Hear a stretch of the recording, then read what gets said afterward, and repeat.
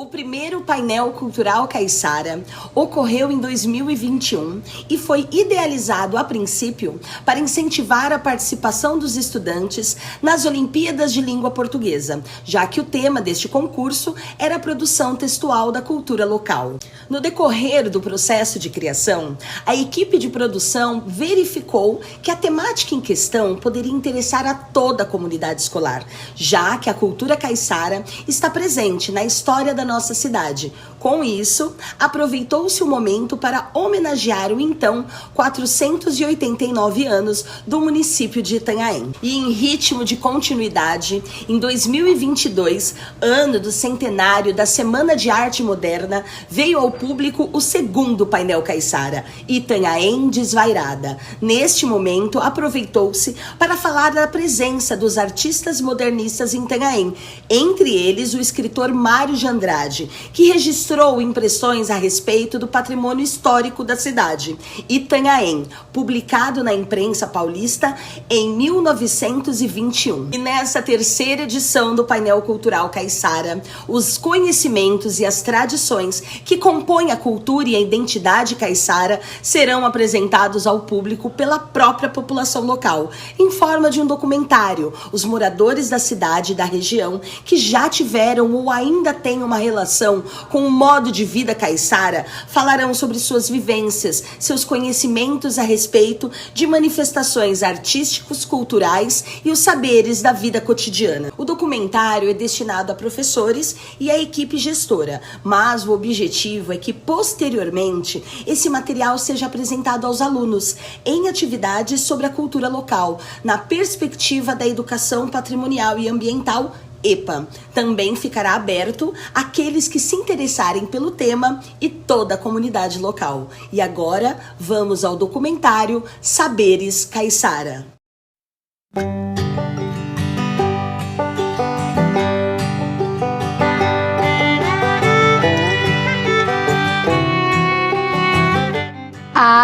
Eu sou caiçara. O meu jeito é de caiçara. É a simplicidade, é o pé no chão, é a alegria, é a despretensão, né? É a poética da vida. Ser caiçara consiste em carregar a poesia da vida.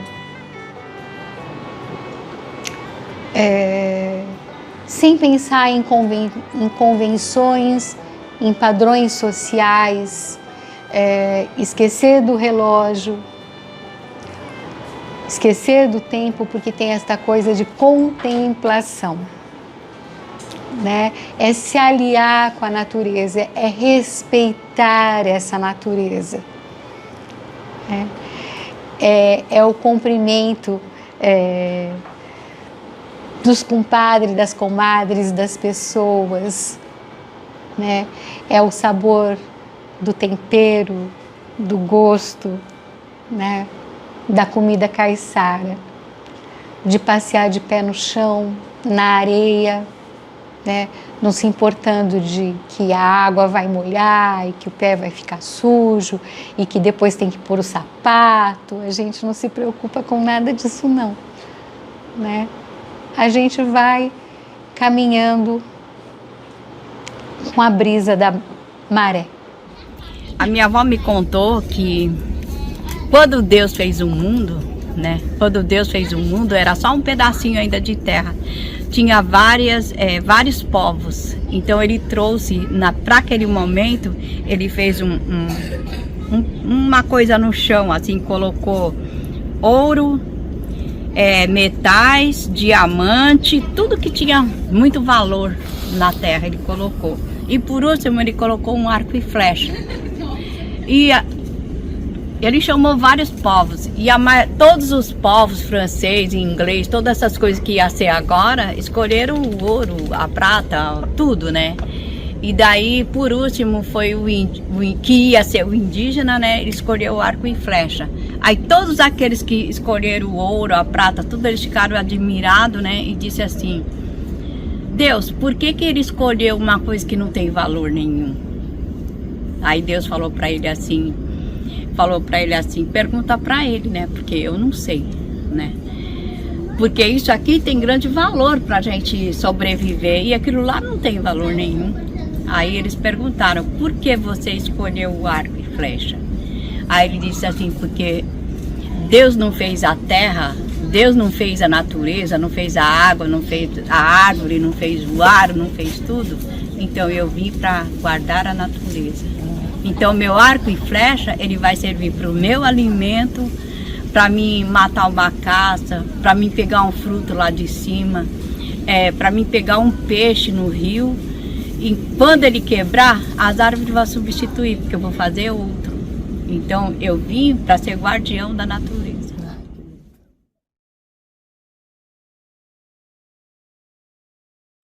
Eu sou a Catarina Delfina dos Santos, meu nome é Tupi-Guarani Nimbopuruá, sou das terras indígenas Piaçaguera, agora essa aldeia aqui é Tapirema, estou morando aqui há 3 anos. Tapirema é onde os peixes vinham fazer a desova deles. Bom, primeiramente meu nome é Christian Carneiro, né? Sou nascido aqui na cidade de Itanhaém, tenho 45 anos, né? Nasci propriamente naquela casinha azul ali, né? Até meus 10 anos de idade foi o meu quintal da minha casa, foi a Praia dos Pescadores. Depois eu fui para o Belas Artes e voltei para cá já com 13, 14 anos, quando eu iniciei como fiberglass, né? Mexendo com conserto de prancha. E daí já modifiquei minha vida várias vezes, trabalhei como guarda-vida alguns anos da minha vida, uns 20 anos da minha vida foram dedicados ao salvamento aquático, tanto como guarda-vidas do Corpo de Bombeiros aqui do GVT, né, os temporários, ou como guarda-vida particular da própria prefeitura mesmo, do complexo e da Guarda Civil, né. Tenho trabalhado hoje com o conserto de pranchas, né? Tenho alguns anos que eu coloquei isso na minha meta de vida de trabalhar com o surf.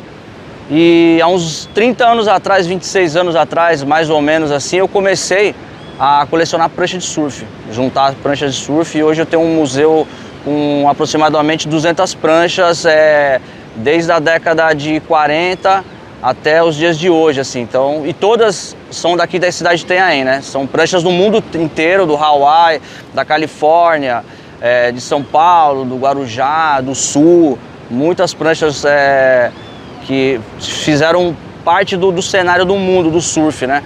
E isso é o legal, foram todas achadas aqui em Itanhaém. Então isso traz um peso para a história da cidade aqui também, né? Que tem já um peso na história da pesca, do cultivo da banana. Então o surf está aqui desde o início do final dos anos 40, propriamente assim, mais ou menos no final dos anos 40. Então, assim, eu sou ainda assim um pouco novo para relatar um pouco antes, né? O que aconteceu, assim, eu comecei a surfar mesmo, virei surfista mesmo assim na década de 90, mas quem surfou na década de 70, a gente tem os relatos que são os pioneiros do surf de Itanhaém, o Eric Esquimó, o Walter Vaz, o Ninito, né, os caras Fandangos da MX, o Pierre, são caras assim que já estão aqui na cidade há muitos anos, então a gente tem relatos deles, né? Quando eu comecei a surfar, era bem difícil mesmo o surf, por fato de ainda ser meio marginalizado o esporte, a cidade também não oferecia tanto mercado de emprego, então assim, ou você saía fora ou você continuasse surfando na cidade, era meio difícil. E por isso que eu migrei muito dessa profissão de conserto de pranchas, trabalhei como guarda-vidas, trabalhei já como segurança, trabalhei em outras áreas, porque teve algumas partes da vida de Itanhaém que o surf deu uma morrida, né? Hoje, graças a Deus, eu vejo o surf como algo assim que teve uma mudança muito grande na cultura da cidade, né? A cultura da cidade ela é surf. Hoje a gente tem quase todo mundo da cidade, dos maiores comércios da cidade, juízes, delegados que surfam hoje. 6 horas da manhã você vem hoje na prainha, tem cara surfando aí, então isso movimenta o mercado na cidade. E hoje já não tem mais, hoje temos escolas pela prefeitura, temos escolas particulares, temos um monte de profissionais que hoje trabalham com surf e ganham seu pão hoje na praia dando aula de surf. Então isso foi uma mudança assim tremenda, né? Numa cidade que ela tem um peso no surf por ter sido aqui na prainha palco de vários campeonatos brasileiros, campeonatos de Seaway, Sea Club, o Hang Loose, campeonatos de grande nome no surf mundial, né? Então hoje Itanhaém tá caminhando para isso aí também, né? Tá caminhando para de novo, graças a Deus. Eu me chamo Maria Tereza Leal Dias, sou itanhaense, nasci aqui em 25 de março de 49, são 74 anos de muita vida caiçara, que é uma coisa muito forte que eu tenho, porque os meus ancestrais eram daqui, sempre foram daqui. Eu tenho uma mistura bem brasileira, que é indígena, isto é, chegaram antes de Pedro Álvares Cabral, brancos, né, o lado português e o lado espanhol, e o lado negro. Então é uma miscigenação aí de raças que eu represento muito bem, com muito orgulho. Me chamo Valdete Rasga, sou nascida aqui em Itanhaém, tenho 83 anos, sempre morei aqui em Itanhaém, sou filha daqui, sou caiçara e tabacuda. Bom, o meu nome é Ana Maria Ferreira, mas às vezes até eu esqueço que esse é o meu nome, porque eu sou conhecida como Nana, desde que eu comecei a dar aula. Então, meus primeiros alunos é que me deram esse apelido carinhoso que eu carrego comigo no coração até hoje. Eu era estudante de artes plásticas, trabalhava na prefeitura em 79. Aí a minha professora de educação física, dona Terezinha Bernardi, estava recrutando professores para trabalhar numa escola particular do Evolução, né? E ela falou de mim, que era aluna dela, que a minha voz era muito docinha, era meiguinha e que dava certo com as crianças pequenas. E elas foram falar comigo, né? Era um grupo de mães que queriam uma escola para os filhos, não a partir dos 5, 6 anos, como era de praxe, né? Mas a partir dos 2 anos de idade. Então, lá fui eu. Saí da prefeitura e fui trabalhar como professora no Colégio Evolução. E como vocês todos sabem que eu não paro de falar, né? Acho que eu tomei uma das pílulas da Emília. Eu trabalhei 1 ano como colaboradora. No ano seguinte, qual a minha surpresa? Reunião aqui na sede, e o Vanderlei, que era o representante da expoente, veio com a proposta de que eu fosse escritora de 2 cadernos. Que daí eu escrevi Minha Terra Tem Palmeiras, que era um título proposto para eles, e Itanhaém Magia de Luz e Cor. Me chamo Randall William Ribeiro da Silva, sou daqui de Itanhaém há 38 anos e eu sou pescador artesanal daqui de Itanhaém. Eu sou Elizabeth Curibexi Watanabe, uma amante da cultura de Itanhaém, lutadora para que haja preservação dessa cultura. Estou envolvida com a Academia Itanhaense de Letras, Festa do Divino Espírito Santo de Itanhaém, Coral Vozes de Itanhaém e o Reisado de Itanhaém. Meu nome é Ronaldo Lopes, eu vim para cá, para Itanhaém, com 11 anos, vim de Santos para cá com 11 anos e acabei me apaixonando pela cidade, né? Que é um celeiro de grandes artistas. E Itanhaém, como dizia um amigo, é um ateliê ao ar livre. É fascinante a cidade, a maneira geográfica com que ela expõe para a gente, deixa cenários impressionantes que inspira qualquer pessoa com relação à arte, com relação à pintura. E o que eu faço, agora vocês encontrando comigo, é um resgate da arte que Calixto fazia, que é o pintor de campo, né? E essa obra que vocês estão vendo aqui, há 100 anos atrás, Calixto pintou o mesmo local. Carudio, boa tarde, meu nome é Verácio Nu, sou da aldeia indígena Rio Branco, a etnia Guaranimbá. Minha aldeia fica em São Paulo, localizada no município de Itanhaém. Tenho 24 anos, sou coordenador do coral e liderança da aldeia indígena Rio Branco. Meu nome significa Verá, né? E outro sobrenome é Tchunu. Verá significa raio ou relâmpago, né? O Verá significa um guerreiro que tem uma missão de preservar a cultura guarani. É isso que estou tentando fazer.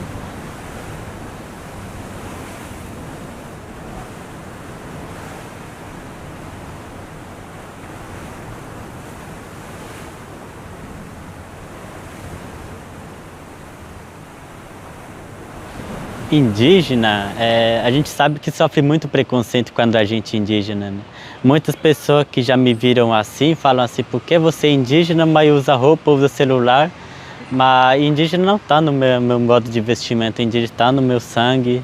O indígena é ser tudo. Eu me orgulho muito, mas muitas vezes eu já sofri muito preconceito, muita discriminação. Fala, você não pode estar na cidade, você tem que estar no mato, vocês são selvagens. Então, agora eu já consegui me defender, por isso eu estudei muito para eu aprender como me defender do não indígena, né? Porque muitas vezes a gente é chamado de selvagem, né? E muitos falam índio, né? Mas o modo correto de ser falado é indígena. Agora, eu mesmo, muitas vezes eu já fui, quando eu era liderança, eu já fui ameaçado de várias vezes, ameaçado de morte. Aí minha família falou para eu parar um pouquinho, mas eu falei que eu ia lutar, eu dava minha vida por minha família, por meu povo, né? Porque o indígena, a gente tem uma moda que fala assim, enquanto existir um indígena em pé, a luta continua, né? Aí a gente tem uma outra frase que a gente termina, a causa indígena é de todos nós, né? Para mim é o maior orgulho ser quilombola. Eu sinto orgulho de ser um quilombola porque ainda nesse mundo que nós vimos, a gente ainda vê muita discriminação. Eu acho que, na minha opinião, nós somos todos iguais. É preto, é branco, somos todos filhos de Deus e nós estamos aqui para viver. E nós estamos aqui emprestados por pouco tempo. Daqui a pouco morre e às vezes isso acaba tudo. Então a melhor coisa é você viver em paz e viver em harmonia com todo mundo, porque todo mundo somos ser humano e precisamos de viver. Quando eu digo caiçara, o que vem a ser caiçara? Caiçara normalmente define o habitante, entre a maioria dos autores dizem isso. Os habitantes do sul do estado do Rio de Janeiro, mais ou menos na região de Paraty, abrange todo o litoral do estado de São Paulo, de norte a sul, e o norte do estado do Paraná, mais ou menos na altura de Paranaguá. Alguns autores aceitam o termo caiçara para os habitantes da região do Vale do Ribeira. Muitas vezes eles se autodenominam caiçara. Mas o que se encontra basicamente é que para ser caiçara precisa ter mar, né? Então, cidade do interior não tem mar, apesar do uso caiçara, basicamente não é praiano também, o caiçara é praiano. E eu gostaria de ressaltar aqui o seguinte, o termo caiçara, ele significa, vocês podem pegar lá no Google, significa paliçada, cerca de árvores, proteção para barcos, essas coisas todas.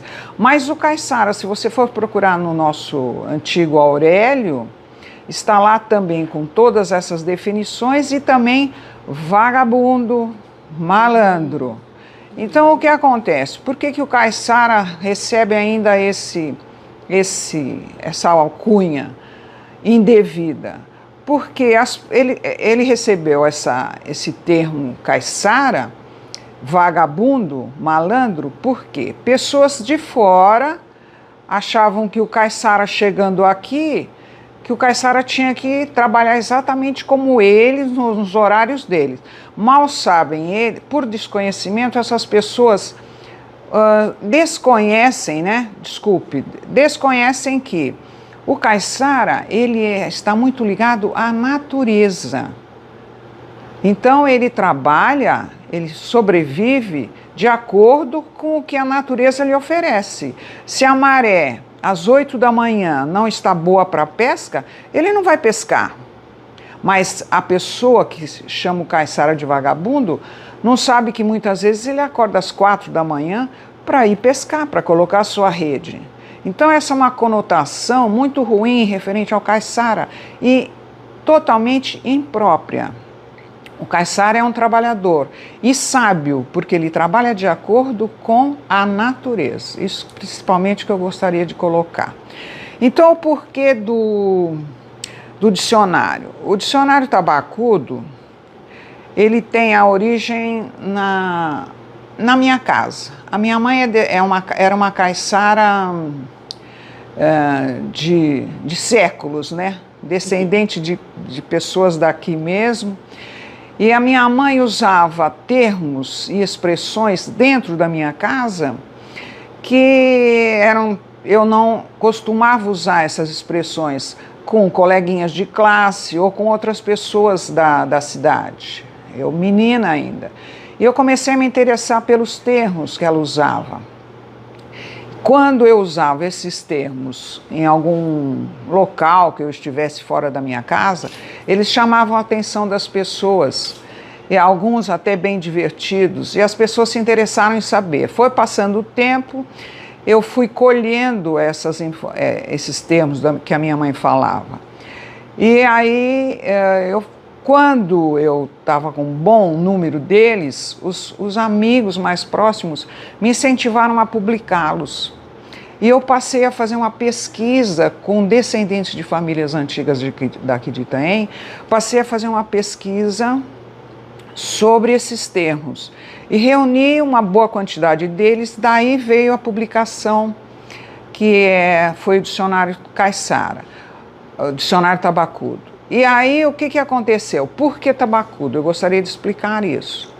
Itanhaém ficou durante séculos isolada de centros maiores, por exemplo, Santos, São Vicente, São Paulo, muito mais ainda, Porque esse isolamento, que não tínhamos, a estrada de ferro veio para cá só em 1914. Na realidade, houve uma cerimônia em 21 de dezembro de 1913, da entrega do trecho, mas considera-se que foi a partir de 1914 que a estrada de ferro, então Sorocabana, passou a funcionar normalmente. Então, Itanhaém ficou isolado durante séculos e foi desenvolvido, como é muito natural, a língua é um ser, vivo, ela vai se modificando. E eles desenvolveram aqui, nesse núcleo isolado, termos e expressões bem características deles. E são dezenas, centenas de termos muito interessantes. Era uma forma peculiar de eles se comunicarem. E outros habitantes, aliás, habitantes de outras comunidades mais, digamos assim, desenvolvidas, como Santos, São Vicente, quando se referiam aos habitantes daqui de Itanhaém, se referiam como se nós fôssemos índios. São aculturados, são uns tabacudos, era o termo que eles usavam. Aquele povo lá é tabacudo, no sentido de selvagens, de sem cultura. Eu nasci e cresci aqui, É um passado recente, eu tenho 62 anos. Mas, gozado, quando eu morava na Praia do Sonho, a gente sempre se referia ao centro da cidade como vila, Então é assim, se você morasse em algum bairro que não era o centro da cidade, a gente falava assim, eu vou na vila. E eu Assim, eu como menina de Itanhaém, morando no centro da cidade, meu pai era dono de um restaurante, o Caçula, que foi o primeiro restaurante à la carte de Itanhaém. Passei a minha infância no convento, tinha aula de piano no convento, e as freiras me adotavam, porque eu subia no convento todos os dias. Minha vida era o convento. A minha relação com cultura caiçara já vem desde a fase infantil, porque eu me mudei logo. Na verdade, eu sou um caipira que adotou a cultura caiçara. Então eu vim para cá muito novo e cheguei aqui em Itanhaém, as ruas não tinham calçamento, um areião muito grande. E o primeiro contato que eu tive assim com o caiçara me assustou, porque eu vi um caiçara assim muito alegre, muito festivo, um caiçara muito... E uma característica que os nossos caiçaras daqui, eles têm olhos claros, eles não têm olhos escuros, né?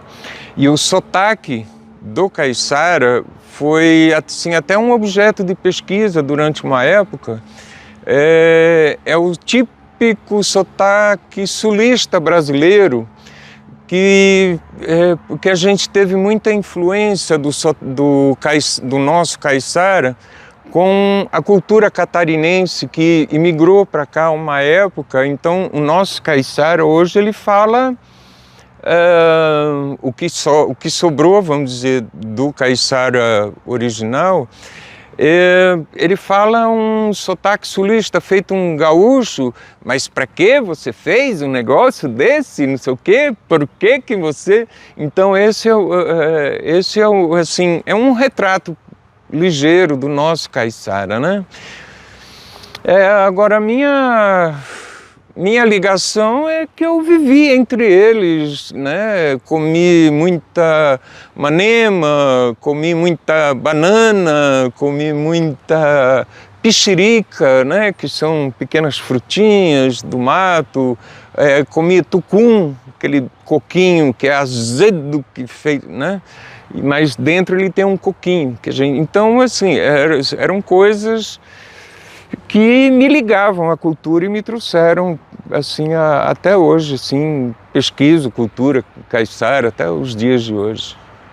Eu acho que o mais importante é que nós somos quilombo mãe, mas eu acho que nós moramos num país que é Brasil, trouxeram nós para cá.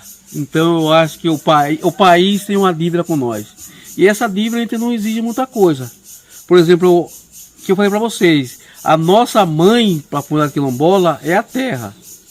O recado que a gente deixa é que ainda tendo a lei, a gente falta muito a caminhar. Nós temos mais de 5 mil comunidades quilombolas no Brasil. A gente sabe que tem aí mais ou menos 10% dessas comunidades com seu território legalizado. E a gente acha que a gente precisa que que essa lei seja cumprida e que essas comunidades quilombolas possam ter direito às suas terras. Eu falo quilombola, mas eu falo os indígenas, os caiçaras também, que não têm as suas áreas legalizadas, poder fazer o seu plantio, a sua cultura dentro de suas terras. Mas, por exemplo, nós quilombola, quando nós estávamos na África, nós tínhamos uma religião, que era o candomblé, essas coisas mais. Quando veio para o Brasil, a gente teve um dono, e esse dono, ele era católico, então obrigou a nós seguir o catolicismo. Por exemplo, o Iva Pronduva hoje, primeiro a gente lutou para ter a terra, lutou para não ter barragem, lutou para a melhoria de vida da comunidade, e agora a gente está lutando para trazer essas culturas que a gente perdeu. Por exemplo, hoje nós temos aqui já a capoeira, hoje nós temos aqui já a missa afro, hoje nós temos aqui também o modelo de falar, o modelo de plantar, o modelo de se alimentar, e esse terreiro que a gente fala também já é um mistio de cultura africana que a gente está começando a trazer para cá. Então a gente vive um pouco de cada coisa, o catolicismo e também a cultura africana. Olha, eu vou contar a história, como é que eu comecei a pintar. Porque eu vim de Santos para cá com 11 anos. Eu moro ali no Guaraú. E a minha rua tem o rio. Eu ia para lá e pescava todo dia 3 bagre. Você vê, se eu tivesse mudado para São Paulo, no meio da selva de pedra, talvez eu tivesse uma outra ideologia pictórica. Então, a formação assim da vivência caiçara influiu muito forte no meu trabalho. Porque uma vez eu vi uma exposição de Benedito Calixto no antigo gabinete de leitura, onde 2 vereadores que na época não ganhavam nada, assim, a Câmara não tinha um salário, eles trouxeram 30 obras do Calixto.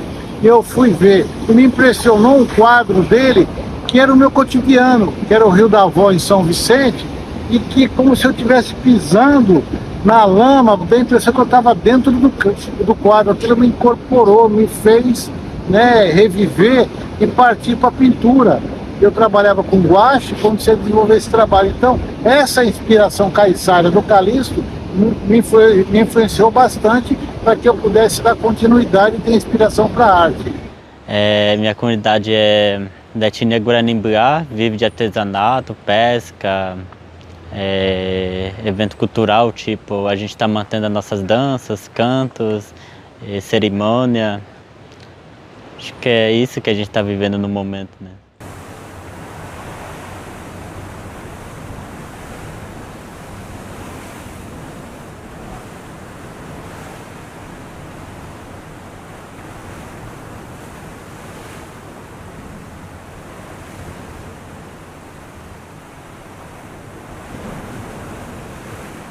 Esse prédio aqui é um prédio histórico. Ele foi construído em 1630 e terminou em 1690, e ele é tombado pelo Condefat, um patrimônio histórico tombado pelo Estado do Condefat.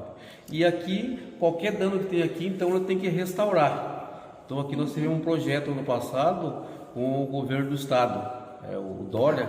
Eles tinham um programa aqui do Vale do Futuro, e esse prédio entrou nesse programa do Vale do Futuro e foi restaurado agora, recente, com um ano de... E a Ivelise sempre me cutucando. E o João me chamou, ele falou assim, Nanda, tem uma ideia. Você topa escrever comigo um livro sobre Itanhaém, mas eu quero um livro de mesa, um livro que retrate as belezas de Itanhaém, né? Que mostre Itanhaém, né? Que não precisa nem de muitas palavras, né? E eu, inconscientemente, tenho mesmo uma linguagem poética. Ai, que chique. Tenho essa linguagem, né? Tanto lúdica como poética. E aí o João me deu aval para escrever. Então nós fomos passeando, né, por Itanhaém, que é a nossa grande musa, né? As palavras são mero coadjuvantes, e a gente foi então organizando esse livro, né, em grupos, mostrando, fazendo um convite para as pessoas sentarem e usarem coisas já esquecidas. Contemplar. Nós temos um olhar muito turvado para as coisas, né? A pressa faz com que a gente não ouça os sons que Itanhaém tem.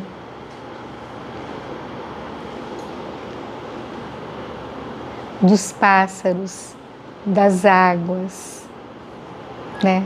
Dos animais noturnos. Associado a isso, as cores, que Papai do Céu é um artista incrível, né? Como é que ele consegue fazer tantos verdes e tantos azuis e tantos nuances de cores? É incrível. E olhar para a natureza, né? Contemplar. Por isso que a primeira foto, que é foto, é um banco de frente para o mar, que é esse, né? Senta, respira, contempla. O Caiçara, como ele viveu isolado durante, acho que 2, 3 séculos, né, aqui, então ele aprendeu a utilizar o meio ambiente para poder suprir algumas necessidades. Então, por exemplo, ele fazia uso das plantas medicinais, ele fazia uso da própria terra para cultivo da mandioca, do milho. Então a questão de plantas era o que o Caiçara vivia, além do peixe e da caça, ele vivia era com remédios. Então se tinha uma diarreia, tomava chá de goiabeira, por exemplo. Se tu estava com anemia, tu comia pichirica, né, que é até ali, mas não tem nenhuma frutinha ali para mostrar. Ele descobriu e deu nome também para várias plantas. E esses nomes que eles deram servem hoje para a gente saber qual é aquela planta. Então, por exemplo, guapitirica é uma árvore, é uma frutinha que dá em todo o rio aqui. Guapitirica é só aqui em Itanhaém que o Caiçara deu o nome para a árvore, entendeu? Então a gente conhece a guapitirica. Hoje, por exemplo, digamos que o Brasil inteiro conhece o guapitirica porque a gente colocou nos dados, né, do sistema, do Reflora, aquelas coisas tudo através, né, de botânicos e biólogos. Então hoje em dia já dá para a gente saber qual é essa planta que o Caiçara chama de guapitirica. Tem uma outra plantinha, por exemplo, que é parente do manacá, que a gente chama de Pleroma caiçara, né, que é um tipo de quaresmeira, um tipo de manacá. Então foi dado em homenagem também ao Caiçara. Ele utilizava, por exemplo, a pitanga, né, para fazer vários remédios, chá da folha, comia fruta. Ele se utilizava, por exemplo, da pindaíba. A pindaíba, ela solta essa casca, né? É uma planta da mesma família da atemoia. Então ele fervia essa casca, mas eu vou ser franco para você, eu não sei para tratar do que ele tomava isso aqui. Mas, inclusive eu cultivo aqui porque tem como, né? São várias plantas. Caninha do brejo, por exemplo, né? Que é isso aqui que a gente... a caninha do brejo. O que mais? Ali eu tenho o palmito jussara, que o Caiçara também explorava bastante, né? Essa palmeira ali. Esse é o palmito jussara.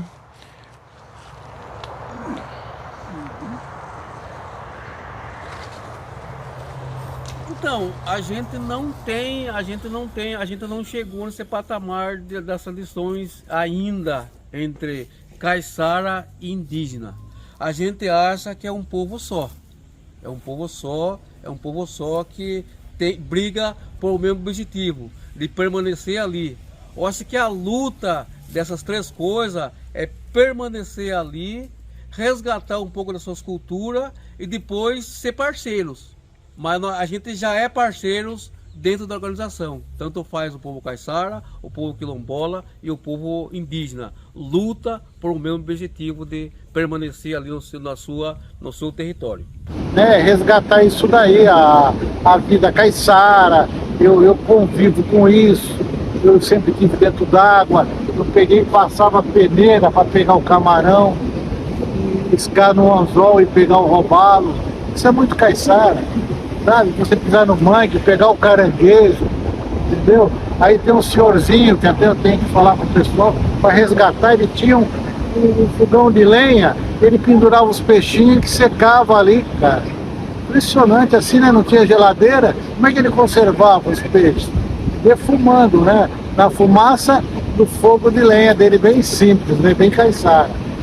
Zeca Poitena, e um escrito lá na placa que dizia assim, que ele conhecia o mar pelas fragatas. Fragata, aquelas gaivotas que tem o rabo. Então quando as fragatas estão aqui perto, né? Ela indica que vai vir temporal. Então ele só em olhar a natureza, e quando a onda começa a encrespar, ele sabia também que o tempo ia ficar ruim.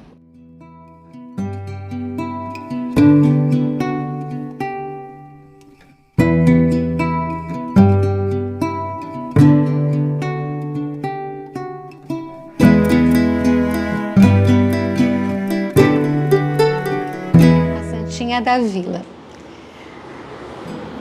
E começa com uma cantiga.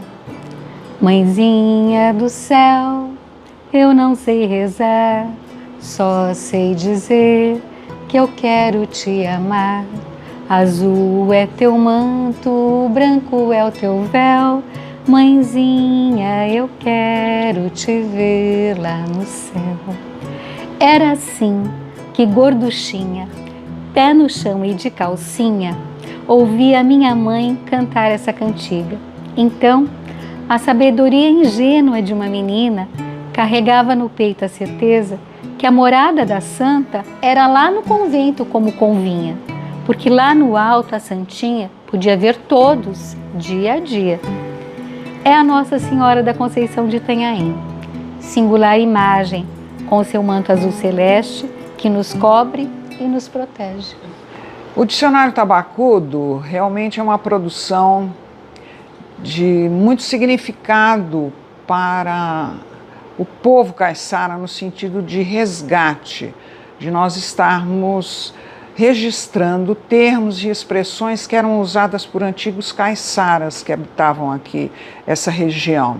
Ele tem a origem na minha casa. A minha mãe era uma caiçara de séculos, né? Descendente de pessoas daqui mesmo. E a minha mãe usava termos e expressões dentro da minha casa que eu não costumava usar essas expressões com coleguinhas de classe ou com outras pessoas da cidade. Eu menina ainda. E eu comecei a me interessar pelos termos que ela usava. Quando eu usava esses termos em algum local que eu estivesse fora da minha casa, eles chamavam a atenção das pessoas, e alguns até bem divertidos, e as pessoas se interessaram em saber. Foi passando o tempo, eu fui colhendo esses termos que a minha mãe falava. E aí, quando eu estava com um bom número deles, os amigos mais próximos me incentivaram a publicá-los. E eu passei a fazer uma pesquisa com descendentes de famílias antigas daqui de Itanhaém, passei a fazer uma pesquisa sobre esses termos e reuni uma boa quantidade deles, daí veio a publicação que foi o Dicionário Caiçara, o Dicionário Tabacudo. E aí o que aconteceu? Por que tabacudo? Eu gostaria de explicar isso. Itanhaém, assim como todo o litoral, toda a nossa região, eles foram sendo, eu não digo invadido, nada disso, porque não é uma invasão, mas ele foi sendo várias pessoas de vários locais passaram a morar aqui, porque vieram para cá, vieram para a nossa região toda, se encantaram com a região e passaram a morar aqui, ou fizeram planos de futuramente morar. Então, essa parte, essa influência foi boa, né? Porque houve um contato com pessoas com outras culturas, outro desenvolvimento, mas ao mesmo tempo também houve um bombardeio, entre aspas, sobre as atividades culturais tradicionais da nossa região. E isso foi se perdendo, é óbvio. Então, o que acontece? Aqui em Itanhaém, nas pesquisas todas que eu fiz sobre esse tema, nota-se que pouquíssimas pessoas usam ainda esses termos antigos. Praticamente não existe mais, digamos assim. Porque os descendentes de famílias antigas que poderiam manter esse costume, essas palavras, esse tipo de fala, ou foram morrendo, ou os descendentes desses não se interessam pelo assunto, ou não costumam usar isso. A linguagem é totalmente diferente. E Itanhaém, isso aí vai se perder, com certeza, porque não é mais usado. Eu mesma uso alguma coisa, mas por força, né, do meu trabalho. Há cidades que mantêm também, eu gostaria de falar sobre isso, Iguape e Cananéia são cidades que ficaram mais isoladas ainda do que Itanhaém, para sorte deles. E eles mantêm ainda esse linguajar, esse palavreado. É muito interessante. Então é uma coisa que com o tempo vai se perder. O gueta em gueta seria o quê? Seria uma conversa entre pessoas que não falam a mesma língua que os que falavam aqui em Itanhaém, o português.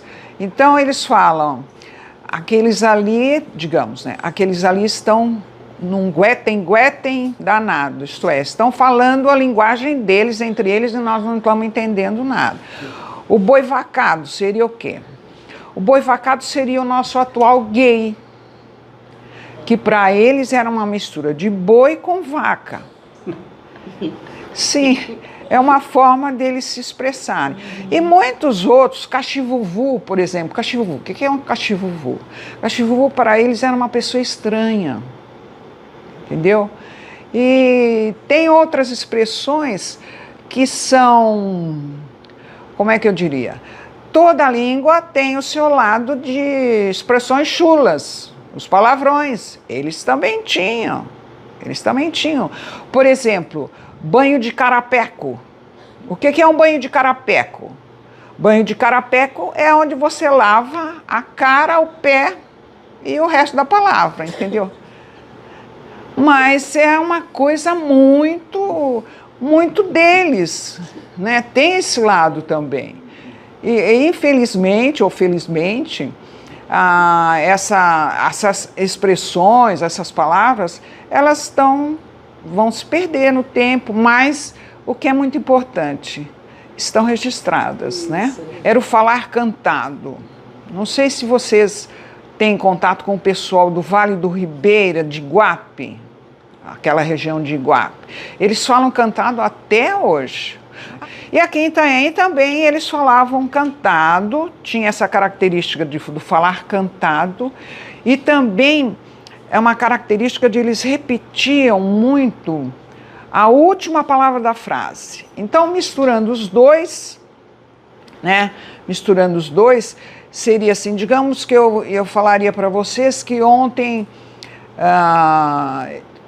eu fui a uma festa na praça e que tinha muita gente.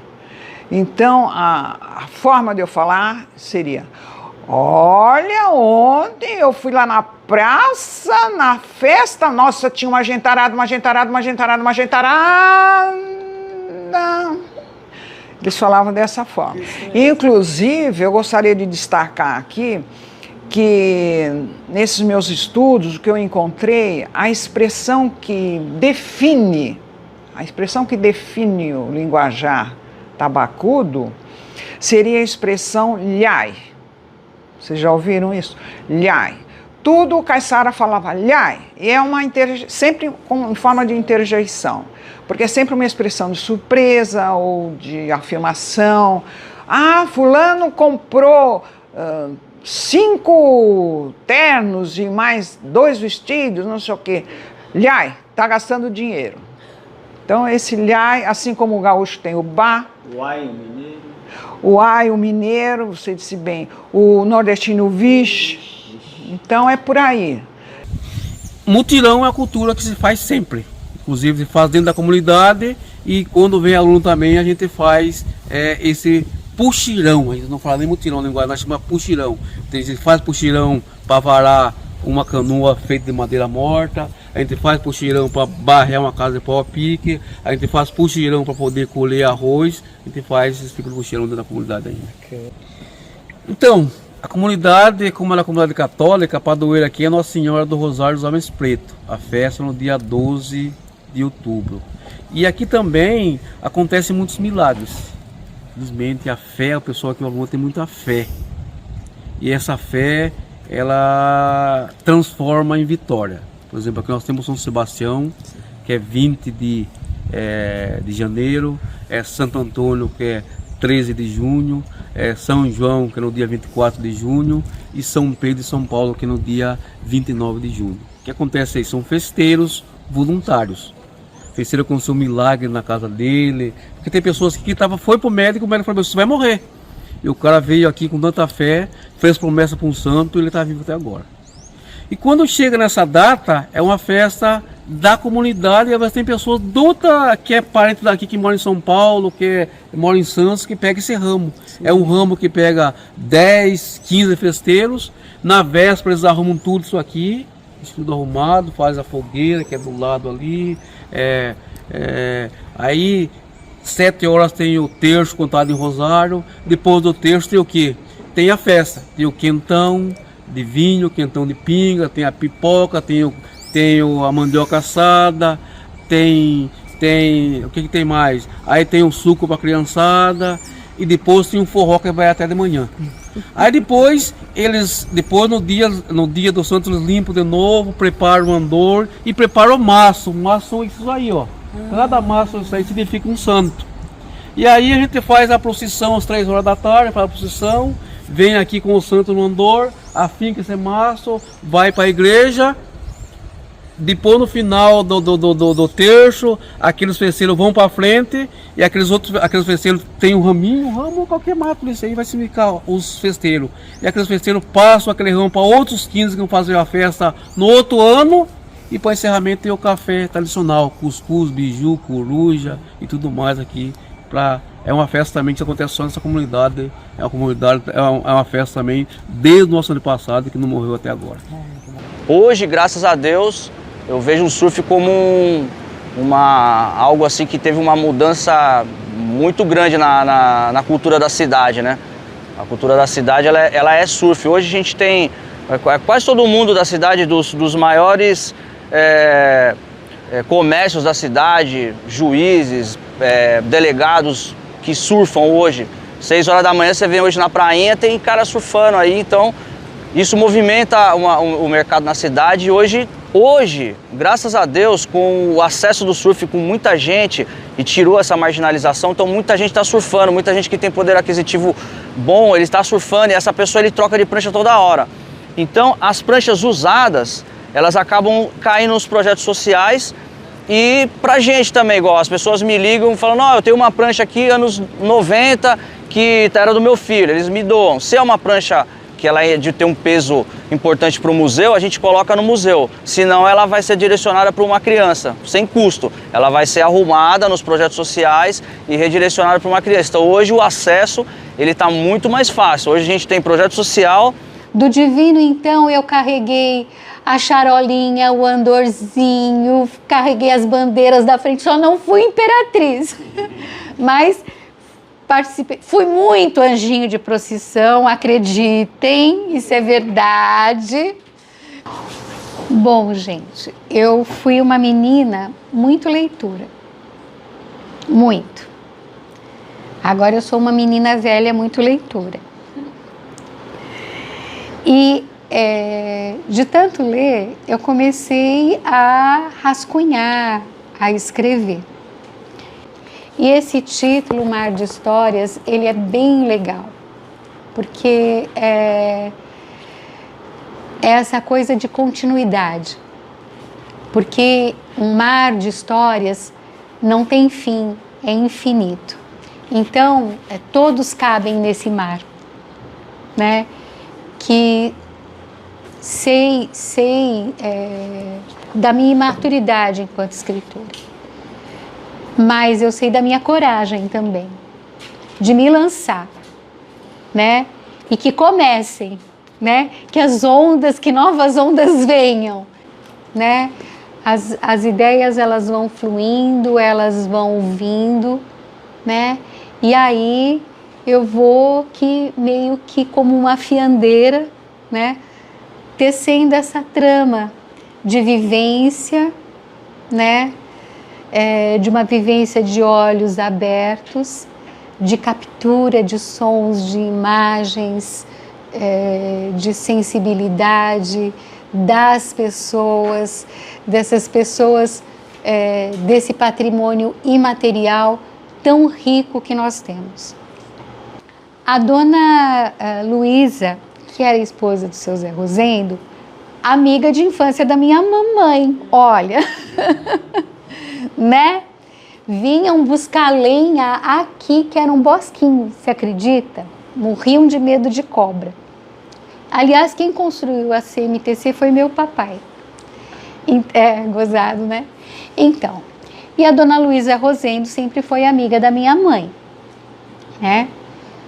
Sempre tinham a rotina delas, né? De moradoras de Itanhaém, de ajudar as mães e tal. Dona Judite, que era a mãe da dona Luísa, lavava a roupa dos freis, então elas iam até o convento buscar as roupas. E quando a dona Luísa casou com o seu Zé Rosendo, a amizade deles continuou e eles trabalhavam na casa de Câmara e Cadeia, lá em cima, o seu Zé Rosendo e a dona Luísa, eles trabalhavam no fórum, acho que era fórum que tinha lá em cima, né? A gente subia aquelas escadas de madeira, tudo, né? Eu era mocinha, eu lembro que subia. E o seu Zé Rosendo sempre foi uma pessoa interessada em Itanhaém, né? Ele tinha a coleção dos jornais Correio do Litoral, ele era muito amigo do seu Ernesto Zuargue. Eu achava ele um homem tão culto, eu tinha até medo dele. Quando houve a aproximação mais de perto com o seu Zé Rosendo, porque quando eu estava como colaboradora, aí eles estavam pensando nos cadernos, e eu falei assim, gente, não sou eu que vocês têm que conhecer, é o seu Zé Rosendo, vamos lá! Aí já levei o Vanderlei lá na casa do seu Zé Rosendo, eles travaram uma grande amizade até, e aí nasceu um dos cadernos que são as crônicas, né, do seu Zé Rosendo, é o 5º caderno. E o seu Zé Rosendo uma vez me encontrou na cidade, daí ele sempre falava assim, me explorem, né? Absorvam tudo o que eu sei de Itanhaém, porque um dia eu vou e quem é que vai dar continuidade? Olha, eu acho que eu ainda sou caiçara um pouco nativo, porque não suporto ambiente fechado. Não gosto de trabalhar lá dentro, eu gosto de trabalhar aqui fora. Eu vivo trabalhando pelo rio, vivo na água, no caiaque ou no barco, mexo com planta pelo rio todo. Eu só não tenho muito assim o artesanato caiçara, porque, por exemplo, tinha muita coisa de artesanato que se perdeu, né? Os caiçaras viraram urbanos e com isso foi a religiosidade, o artesanato, a culinária, né? Que era um dos pontos fortes, né? O peixe azul marinho, a muqueca de marisco na chapa, envolvida em folha de banana, o cuscuz de arroz, né, que é oferecido. Então tudo isso, sabe, é um universo caiçara. Assim, o caiçara é muito complexo. A palavra caiçara presume-se que seja alguma coisa ligada à armadilha de galhos, né? Alguma coisa assim. Eu acho que isso é o caiçara, sabe? Ele é uma coisa cheia de galhos, sabe? Cheia de vertentes, cheio de feições diferentes, né? Porque assim como a gente tem o caiçara de olhos claros, a gente tem também aquele que é mestiço com o negro, mestiço com o índio, ou um índio que é mestiço com o português, com o espanhol. o nosso caiçara é uma saladinha bem gostosa, vamos dizer. A gente tem os relatos que são os pioneiros do surf de Itanhaém, o Eric Esquimó, o Walter Vaz, o Ninito, né, os caras Fandangos da MX, o Pierre, são caras assim que já estão aqui na cidade há muitos anos, então a gente tem relatos deles, né? Quando eu comecei a surfar, era bem difícil mesmo o surf, por fato de ainda ser meio marginalizado o esporte. A cidade também não oferecia tanto mercado de emprego, então assim, ou você saía fora ou você continuasse surfando na cidade, era meio difícil. Foi um robalo de 24,6 kg, aí na praia, aqui bem perto da Boca da Barra. Aqui mesmo? Pescado na rede. O maior peixe aqui? Maior peixe, assim, na parte da malha, né? Aí tem pesca esportiva, que já pegou um peixe maior na linha, entendeu? Aí já pega a caranha de 58 quilos. Já assim, o bagre cabeçudo, que é bagre grande, tem as esporas, então você vai lá na rede lá, aí vai lá e te dá uma ferroada na perna, já assim. Só isso mesmo. Ô, se dói, bastante. Tem vários tipos de história, né? Como o tamanho do peixe, né? Os tempos que a gente entra na água, como é ressacado. Uma história que eu vou contar na parte da embarcação, né? Que eu estava indo para Santos para descarregar, né? E eu estava arrastando. Aí eu escutei no rádio que tinha uma tempestade, uma trovada, né? Que é vento forte, vindo na minha direção. O que eu fiz? Recolhi o material.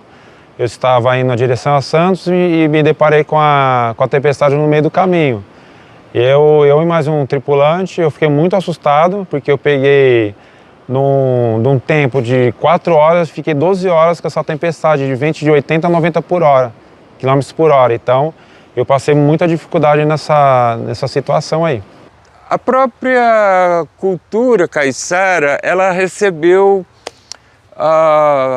da TV Tupi, numa época, a gravação da novela Mulheres de Areia. Eles tentaram retratar, não foi bem a cultura caiçara, foi a vida do dia a dia dos pescadores. Então não importa se eles eram caiçaras ou não, né? Mas isso ajudou assim a alavancar um pouco a questão da cultura. Vários artistas compraram casas aqui na época. Era até um passeio turístico, tu conhecer a casa dos artistas lá pelo Cibratel, aqui é a casa do fulano, aqui é a casa do ciclano. E alguns deles hoje em dia já, assim, não, já faleceram, mas assim, a gente ainda, quando passa lá hoje, a gente aponta, essa aqui era a casa do artista tal, essa aqui morou Suzana Vieira, aqui Elias Glazer, aqui a Eva Vilma, né, passou uns tempos. Há 50 anos atrás, esse mesmo local foi iniciada a novela Mulheres de Areia. E aí causou uma febre, assim, uma coisa impressionante, a repercussão que a cidade tomou com relação à novela. E um dos artistas da novela, o ator Serafim Gonzalez, da qual eu conheci, ele era escultor de areia. E ele que fez as estátuas do Guarnieri, né, interpretar como se fosse o Guarnieri, né? E acabamos depois, né, no andamento da novela, associação comercial, eles começaram a promover concurso de escultura na areia para o pessoal mais jovem. Então cada cidade tinha uma finalista, né, que se reuniam depois, eu não me recordo se era no Guarujá, e tinha um prêmio viagem para a França. Sabe, olha o investimento de arte. Eu considero a escultura na areia um projeto caiçara, e sempre falo isso, porque você só vai poder fazer uma escultura de areia na praia, a não ser que você transporte. Eu já fiz em São Paulo, no Ibirapuera, fui transportar areia de praia para lá e eu fiz alguma coisa lá. Mas a importância que é dado a esse trabalho. Quem nunca brincou fazendo um castelinho de areia quando criança, né? Então, a festa do Divino Espírito Santo de Itanhaém acontece já há muitos anos. Ela veio para Itanhaém, para a Vila Nossa Senhora da Conceição, pelos colonizadores portugueses. contam os mais antigos que em Portugal havia uma grave crise econômica, política e social, e que na época a rainha Isabel prometeu, né, colocou à disposição do reino a coroa e o cetro, e prometeu que todo dia de Pentecostes ela iria fazer uma festa ao Divino Espírito Santo. Foi uma promessa dela, e isso veio com os colonizadores portugueses para Itanhaém. E desde então, essa festa tem continuado aqui em Itanhaém, né? São várias significações e sentimentos, né? Tem as bandeiras. Primeiro começa com a Folia do Divino, que agora nós estamos nessa fase, que é uma preparação para a festa. É a essência, o que o povo espera dessa festa.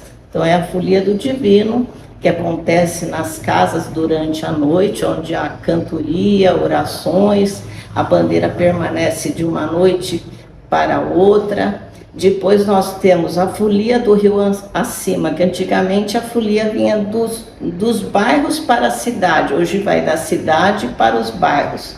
E aí após a folia nós temos a erguida do mastro, que é uma parte assim muito emocionante. Ela como eu vou me expressar, ela atinge a alma da gente porque lembra dos nossos antepassados, né? Então é muito assim, muito sentimento na erguida do mastro. Depois começa o setenário, que são as missas, e as bandeiras vão chegando de cada bairro. Cada noite é um bairro. Nós temos hoje 10 bandeiras percorrendo os bairros. Vila São Paulo, Centro, Oásis, Suarão, Belas Artes. São 10 bandeiras. Depois disso tem a abertura do Império, né, que é a parte mais folclórica, que são os 3 personagens da festa, o capitão do mastro, imperador e imperatriz. Então é uma grande festa, né? E tem 2 sábados durante a madrugada que tem o cuscuz com café aqui na praça, às 5 horas da manhã. Então, são simbolismos que acontecem durante a festa que nos deixam muito sentimentais nessa ocasião. Aqui nós somos os únicos do litoral sul de São Paulo que temos essa preservação dessa festa do Divino Espírito Santo.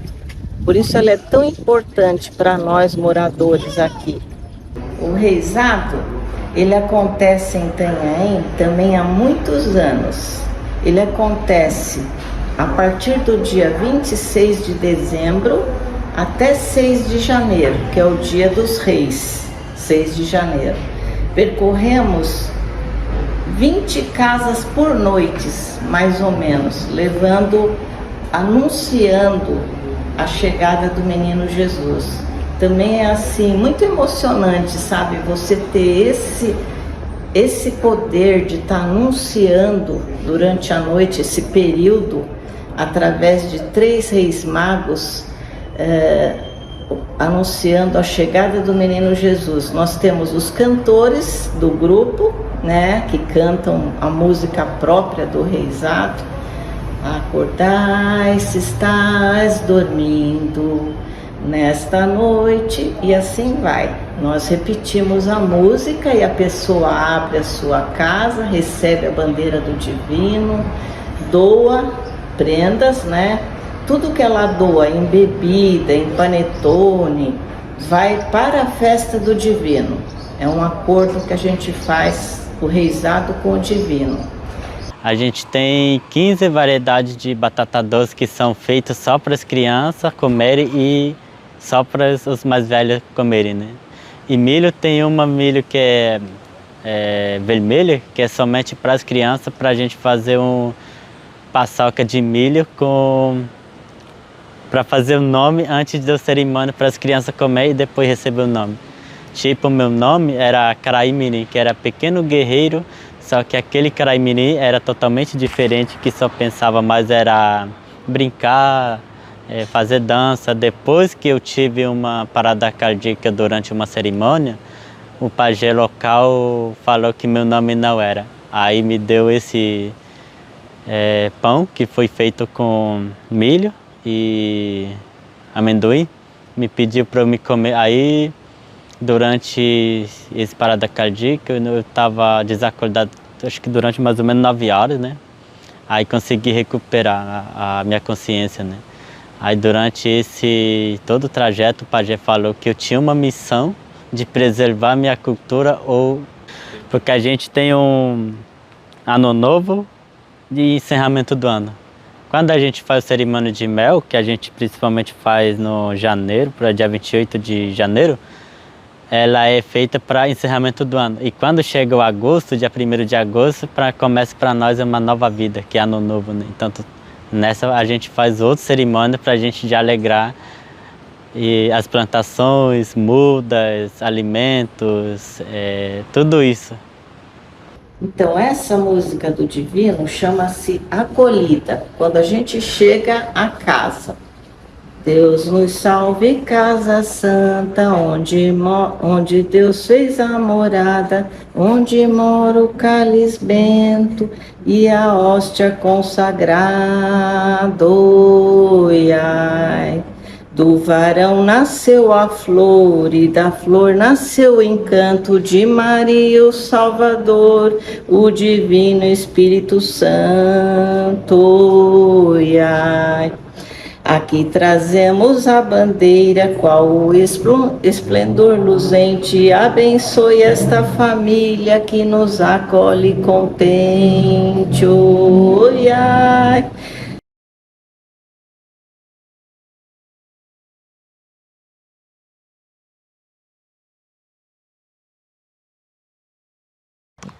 Tamanco, ele foi um produto assim muito característico até os anos 90, até essa época mais ou menos. Então, por exemplo, todo caiçara usava um tamanco. Então, mas ele não tirava o tamanco do pé. Ele ia para o baile com tamanco, porque na hora da briga ele tirava o tamanco para bater, né, nas pessoas. Então o tamanco, além de arma, era um calçado. Você entendeu? Só que o tamanco, ele era confeccionado de uma madeira que a gente chama de cacheta. A cacheta, ela pertence à mesma família dos ipês, só que é uma espécie de ipê, vamos dizer, que ela só dá em regiões alagadas. Por isso que a cacheta, por exemplo, que a gente tem notícia, ela dá, por exemplo, ela tem um grande nicho aqui na região do Rio Preto, e tem aí em todinha essa faixa de praia aqui tinha cacheta, e eu acho que o único município hoje que está autorizado a fazer a exploração da cacheta é Iguape, através de um manejo ou remanejamento de mudas. Eu confesso que eu não sei explicar direito, mas a cacheta, hoje ela está proibida qualquer tipo de corte ou extração. Então é um crime ambiental tu cortar qualquer cacheta, porque hoje em dia, devido à grande utilização no passado, ela caiu em extinção. A questão do tamanco, a minha família trabalhou muito tempo com tamancos, então eles compravam as toras brutas, né? Às vezes toras de mais de meio metro de diâmetro, para poder fazer esses tamancos. Esses tamancos, era uma situação muito agradável, porque, por exemplo, quando chegava a temporada, várias criançadas, depois das escolas, eles iam ganhar uns trocos para lixar os tamancos, pintar os tamancos, você entendeu? Não era um trabalho escravo, viu, gente? É bom entender, mas era um trabalho que as crianças trabalhavam 3, 4 horas ali para ganhar um troquinho. E os tamancos faziam filas nas lojas para poder fazer a compra. O tamanco era feito de acordo com o pé da pessoa. Então, às vezes, as pessoas tinham o pé muito gordo, então a tira do tamanco também era mais alta, entendeu? Então, era tudo feito assim, manual. Então, a questão do tamanco, ele alavancou uma coisa e depois morreu, porque depois tudo se tornou mais difícil. A indústria do tamanco abandonou a cacheta para trabalhar com o pinus.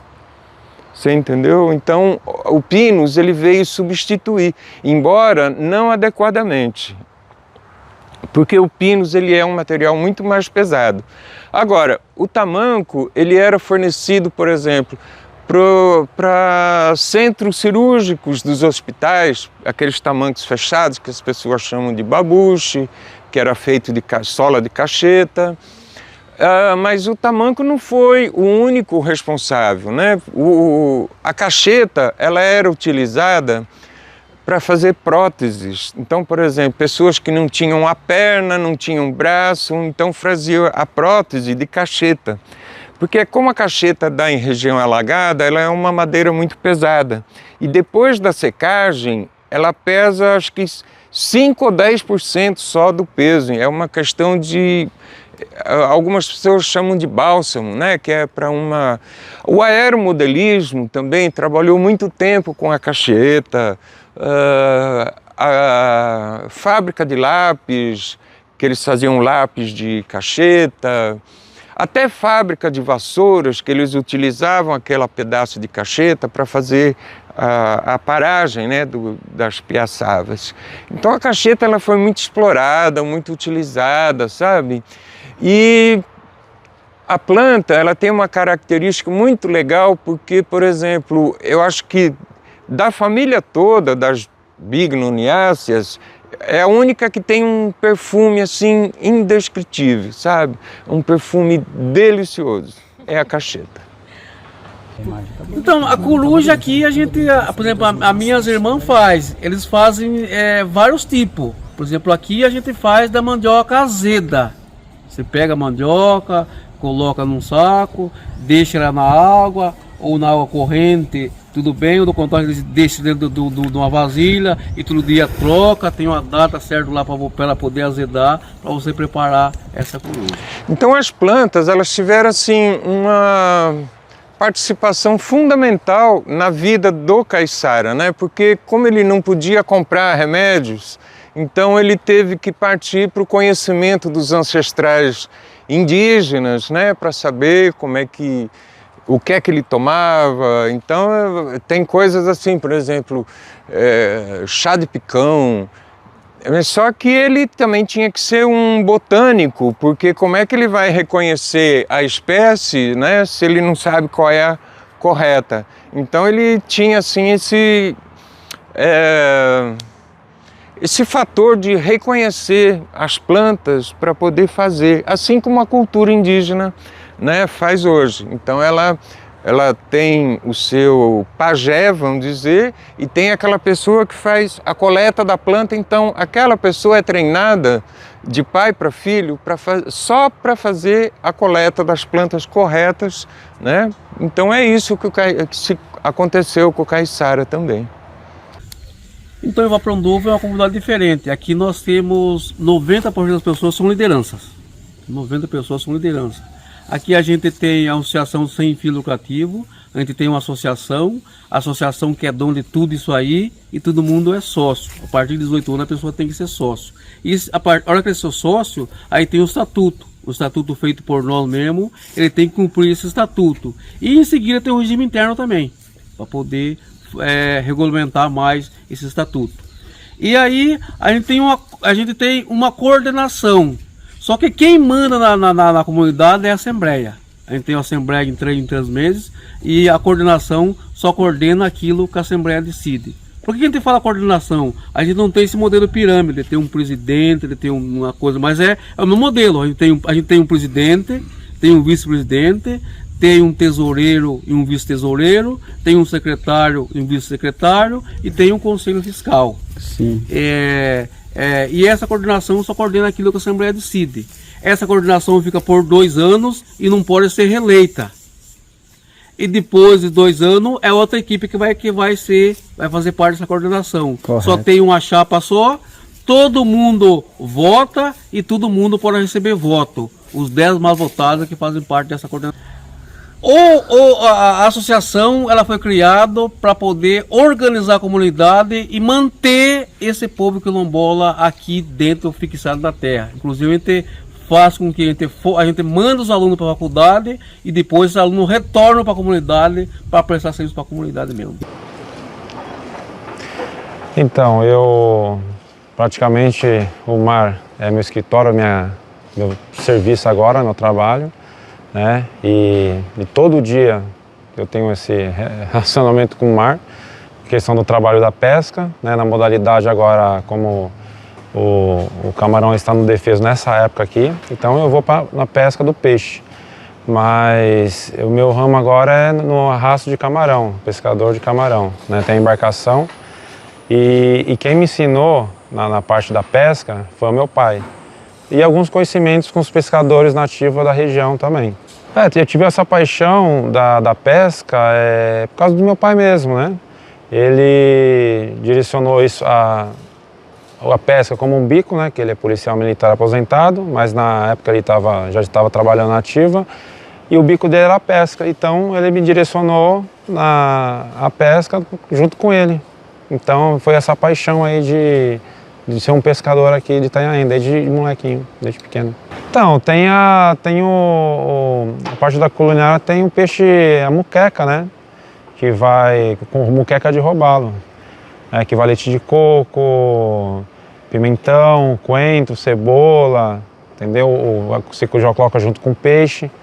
Eu também gosto da culinária caiçara. E sempre faço os pratos típicos caiçara.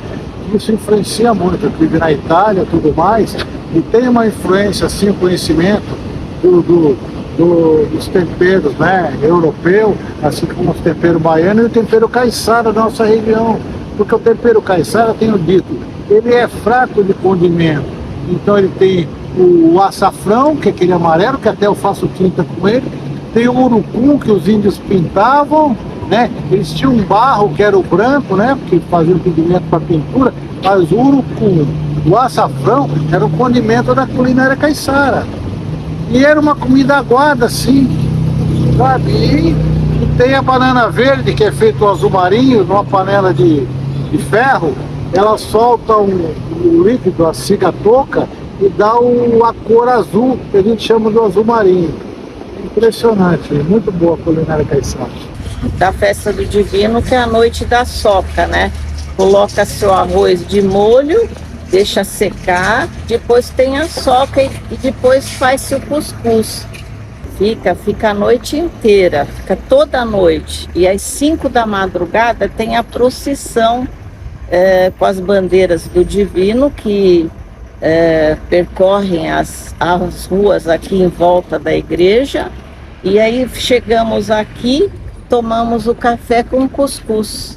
E na missa de Pentecostes, na hora do ofertório, nós temos o peixe, que é da região, a manema, que vem de Iguape, né? A banana, que é daqui da nossa região. Então, talvez tenha esses significados de regionalidade do caiçara, né? Desses produtos. Milho guarani, que a gente chama de abatetei, ela é tão sagrada porque ela é usada durante a cerimônia de batismo para as crianças receberem o seu nome, né? Porque nós guarani nascemos para ter o nome indígena, só que nisso tem uma não indígena que agora é obrigatório a gente usar o nome português, né? Isso afeta muito nossos modos de chamar nossas crianças, né? Mas a gente luta para manter essa nossa tradição. Ela nasceu, mesmo antes da invasão do português, já se produzia, né? Na verdade tinha bastante, né? Porque os Guarani, como era Normand, viajava e criava as aldeias. E quando o planta não nascer bem, elas fazem outras aldeias para replantar novamente. E assim surgiu várias aldeias aqui no Brasil, né? Então nessa tem muito sentido milho Guarani, né? Porque ela faz parte da nossa cultura, né? Milho e manduí, que é amendoim, aquele pretinho. Aqui o prato mais típico que eles faziam era peixe ensopado com banana verde e pirão. Era alho, cebola, salsinha. A gente não punha muito molho, né, que nem agora põe. A gente fazia aquele marisco, como que é o nome daquilo? Lambe-lambe. A gente fazia lambe-lambe, né, marisco, maracujá, que a gente pegava, né, limão, laranja, a gente pegava no pé, né. Por aí na pesca ele levantava de madrugada, quando tinha tainha, tipo da tainha, ele levantava de madrugada e fazia, ele pescava com o pai dele e mais 2. E eles iam lá para o Guaraú e subiam o rio. Subiam o rio pescar lá em cima. Uma vez eles pegaram tanta tainha que teve que levar para São Vicente, num caminhão da prefeitura. Era rede, não? Rede. 2 redes. Assim, 2 canoas, 2 redes, puxava, cada um puxava, batia corremos na canoa para elas correrem para dentro da rede. Sim. A cozinha da minha casa tinha um fogão de lenha e tinha era fora assim, tinha um fogão de lenha e a pia era para lá. Então depois tinha a mesa, uma mesona grande, naquela área ali. Aí era a nossa cozinha. A gente comia muita galinha do quintal, porque a gente não tinha postos, né? Sim. De comprar. A gente quando comprava uma carne seca era muito difícil. Era cara, carne seca, né? Então a gente comia mais arroz, feijão, ovo, né? A minha avó tinha galinha no quintal.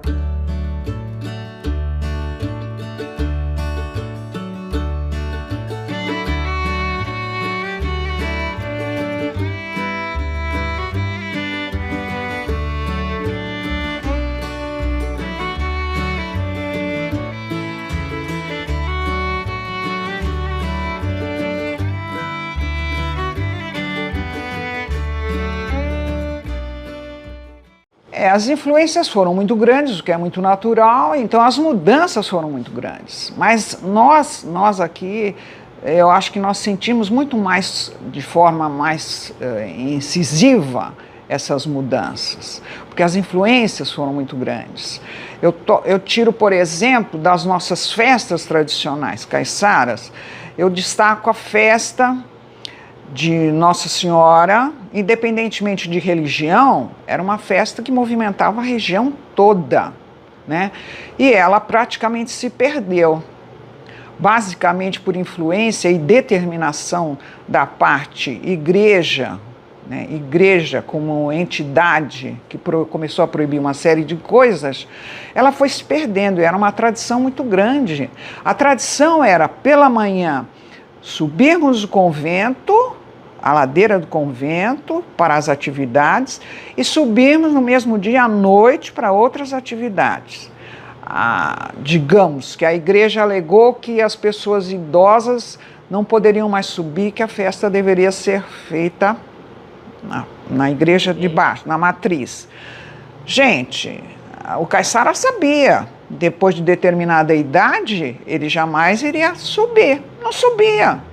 Poderia subir até determinada idade, depois não sobe mais, qual é o problema? Nenhum, a mãe dele fez isso, a avó, a tataravó, a trisavó, então não havia problema. Idem para a festa mais tradicional atualmente, de mais força, que é a festa do Divino.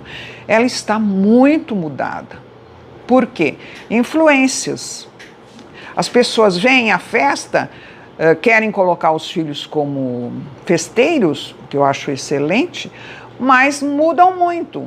Eu lembro que eu tinha uma tia, ela já faleceu, que veio do interior de São Paulo, se encantou com a festa, mas quis mudar a vestimenta das pessoas, porque antes o povo caiçara, eles iam à festa, praticavam os atos todos da festa do Divino, mas o que acontecia? Eles com as suas roupas, melhores roupas, era dia de festa.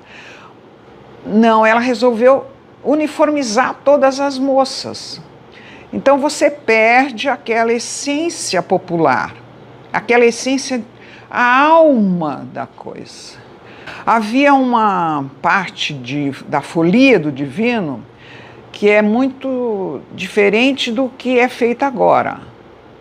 A folia do divino, ela saía meses antes da festa, percorria todos os sítios, todas as áreas, pegando prendas. Então era galinha, porco, coisa que podiam ser leiloados na festa. Eles iam fazendo a festa e a igreja proibiu que fosse feita isso. Eles alegavam que ficava uma mistura de, sei lá, de pecado com... Profano com sagrado. Exatamente, você definiu muito bem, profano com sagrado.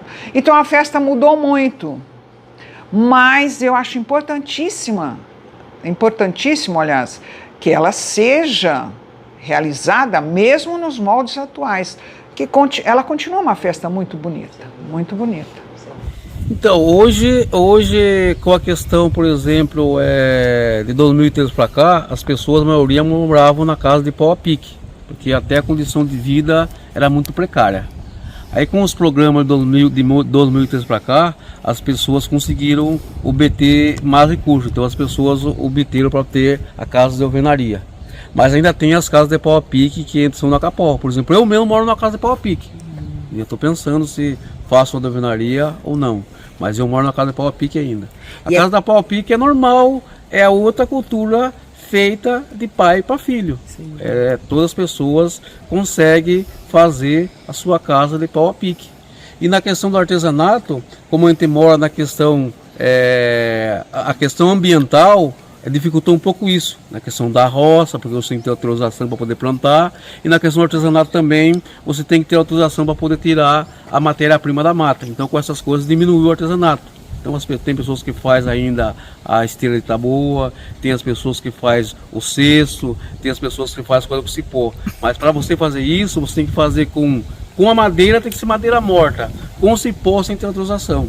Então o que a comunidade fez? A comunidade faz a maioria do artesanato hoje com a palha da bananeira, porque você tira o plástico da bananeira, vai sobrar o caule. Então a parceria com a Exalc, há mais de 20 anos, foi a parceria, eles vieram aqui, deram o curso, e a gente aproveita a maioria do artesanato, 90% é feito da palha da bananeira. E coisas que a gente não faz mais, por exemplo, peguavas. Vocês já ouviram falar em peguavas? Peguavas são crustáceos, ainda ontem caminhando pela praia, não vi nenhuma, que ficam à beira da praia. Só caiçara mesmo conhece. E você pega, a maré vem, elas saem, mas são segundos. Você pega e depois as cozinha e come. São deliciosas. Um pitel, como diriam os caiçaras, né? Uma delícia. Então são coisas que estão acabando. E está sumindo. E não é só aqui. Eu li uma reportagem do Litoral Norte, em que um dos caiçaras mais antigos de lá contava que numa determinada praia dava para encher um carrinho de mão de peguavas. Vocês imaginem o que era isso. E uma ocasião eu fui com o Rubens do Prado, não sei se vocês já ouviram falar, ele já é falecido, mas ele era um caiçarão, ele nasceu lá na área da Jureia, imagine. Nós fomos e pegamos, não é mentira, hein? Pegamos peguavas com uma rede. Uma amiga minha falou, tá, e conta agora do índio, né? Mas era realmente uma redinha pequena, não é rede, uma redinha pequena que a gente pegava as peguavas. E era assim, era dilatada, né? Não tem mais.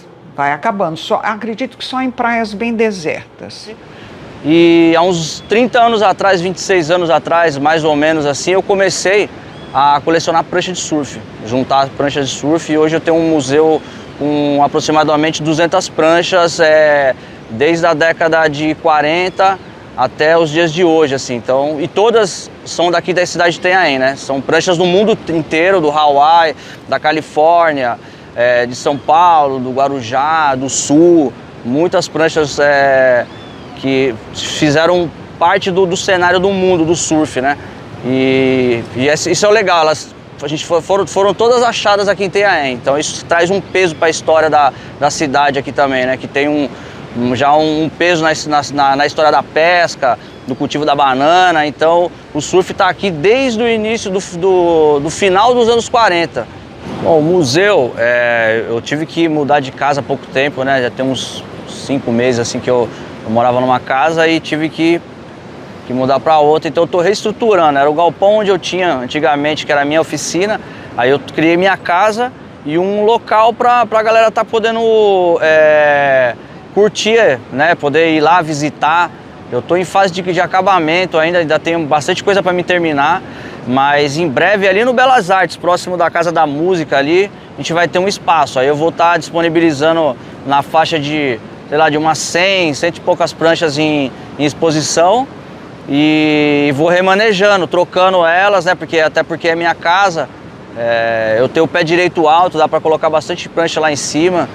E até aí vou começar a catalogar. É bastante importante saber um pouco da história, porque o que a gente vive hoje dependeu deles lá atrás, né? Tanto como fabricação, como atitude, como estilo de vida. Então a gente relembra um pouco do que foi passado dos nossos pioneiros do surf aqui na cidade. Então, em breve a gente vai ter um museu aí do surf aberto ao público. No surf, por ter sido aqui na Prainha palco de vários campeonatos brasileiros, campeonatos de Seaway, Sea Club, o Hang Loose, campeonatos de grande nome no surf mundial, né? Então, hoje tá caminhando para isso aí também, né? Tá caminhando para de novo, graças a Deus. Conheço sim, né? Tem os pescadores antigos que eles fazem a sua própria rede, né? Eu vou falar para você que ainda fazem rede agora, porque agora a indústria, né, ela já fabrica a rede pronta, então já tem essa facilidade já tem o seu produto pronto, né? Porque para você tecer a rede requer tempo, entendeu? E não é muitos pescadores agora da atualidade sabem manusear esse tipo de material. Então, são poucos pescadores antigos, né, que conseguem fazer a sua própria rede e consertar seu material de pesca. A gente hoje em dia, como eu falei da indústria, então a gente compra material já pronto, né? Eu aprendi com meu pai e os pescadores nativos a fazer rede, né, e consertar a própria rede de malha, né?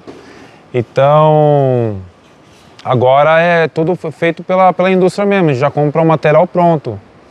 Só a parte da rede, e ainda que é artesanal, você montar ela com os cabos, chumbo, boia.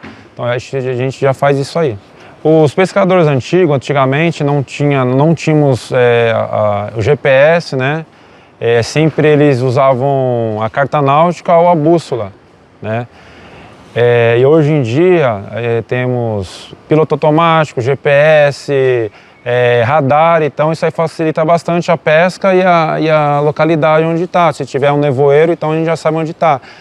Então a gente tem mais facilidade, antigamente não.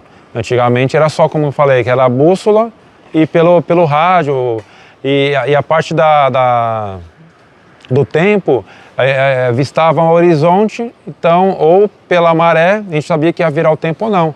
Agora a gente tem aplicativos agora que indica antecipadamente o tempo, né? Metodologia do tempo. Então, a mudança da parte do lixo hoje em dia é muito, né? Porque a população cresceu bastante.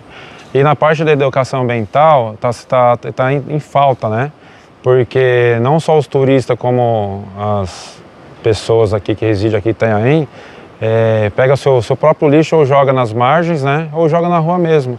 E com as chuvas e com as marés altas, o mar chega perto desses lixos e leva para tudo para o mar. Então cresceu bastante de uns tempos para cá a quantidade de lixo no mar. Então, como pescador, os lixos que vêm no arrasto ou na rede, a gente recolhe os lixos e leva para o seu destino. Né? E essa obra que vocês estão vendo aqui, há 100 anos atrás, Calixto pintou o mesmo local, que para mim é mais difícil. Eu não sou um artista como Calixto, mas ele pegou mais fácil, porque não tinha nenhuma casa aqui, tinha pedras e umas canoas. Eu já fiz essa leitura comparando as duas obras e, coincidentemente, aparece nas obras do Calixto o mesmo tema que eu, e eu não copiei, né? Eu tenho a sensibilidade também de olhar o belo como Calixto. Há 100 anos atrás, não era assim. Eles viam a natureza, viam os pássaros, né? A gaivota, o vento, e sabia que ia ter temporal, porque imagina se pegar um temporal lá fora no mar. É arriscado, né? Nós, povos indígenas, acho que todos os territórios nacionais, que quando é indígena sempre luta para manter a preservação da natureza, né? Porque para nós a natureza é sagrada, né? E quando a gente sente que é invasão, parece que a nossa parte do corpo está sendo tirado, né? E agora a gente tem um ONG que está ajudando nessa proteção junto com a FUNAI para preservação e tentar conter a não indígena invadir nossos territórios. A palavra caiçara é de origem tupi-guarani, ca e sara.